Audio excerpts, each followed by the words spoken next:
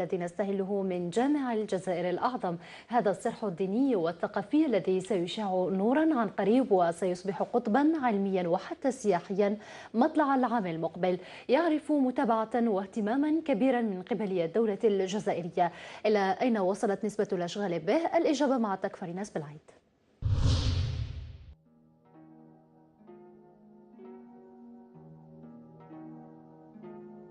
مسجد الجزائر الأعظم بدأ بالظهور مع دخول مرحلة الأشغال النهائية.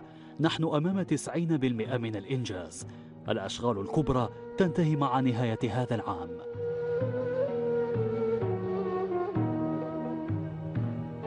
اكتملت معالم الجامع الثالث عالميا بقاعة صلاة 920 ألف شخص وقبة ومئذنة وساحة بهياكلها. التوقعات تشير إلى نهاية كامل الأشغال سنة 2017.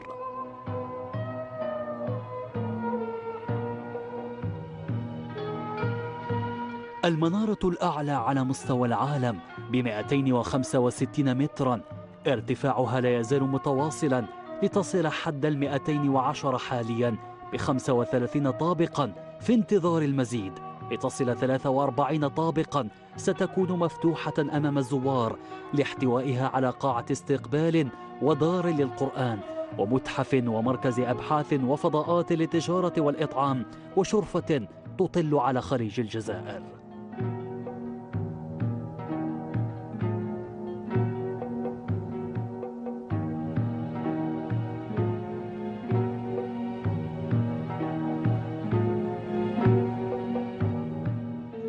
قبة الجامع بقطر 50 مترا وعلو 70 مترا تشارف هياكلها على الانتهاء، محمولة على أعمدة وصل عددها بالجامع إلى 680 عمودا.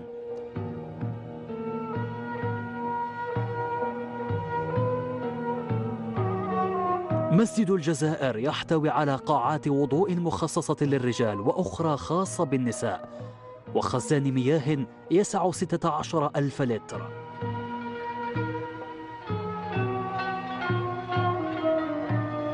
باحة المسجد هي امتداد لقاعة الصلاة بمساحة 20 ألف متر مربع، بها قاعة للمطالعة وأخرى متعددة الاستخدامات.